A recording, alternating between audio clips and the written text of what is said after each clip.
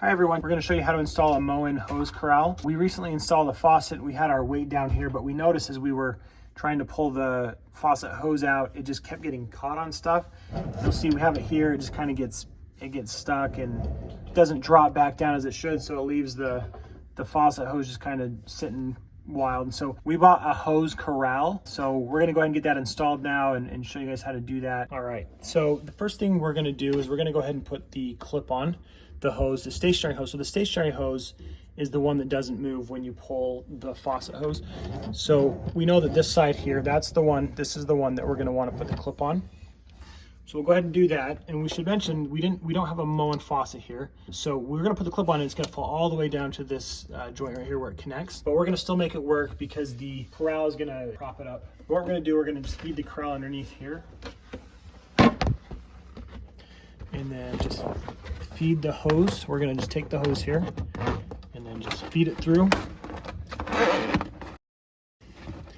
And you'll see, because the hoses or the corral is so long, that it's going to be able to hold the clip up here. I'm going to have to attach it because my arms aren't that long. So I'm going to have to attach the clip right here because otherwise it's going to be really hard to connect it for me.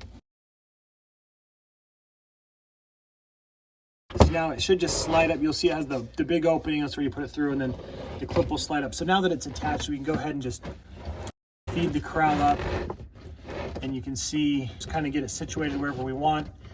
So we've got it on now, and you can see our weight as we pull up and down. It's not getting caught as our hose goes up and down, which is great news. It's exactly what we intended for it to do. So you can see as we retract, it's not hitting any pipes. It's not hitting anything else that could cause other issues, which is great. Which is something you can do as well as if you're seeing the lengths off. You've got these little dotted lines on the bottom. You can definitely cut it down based on the size that you want or need.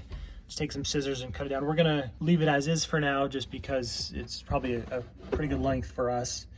But essentially that's all you have to do. A really simple project and can save a lot of headache. You can buy it online in the link below. So definitely a good buy here. And let us know if you have any questions around this, and remember to subscribe to Big Eye Repairs. Thanks and have a great day.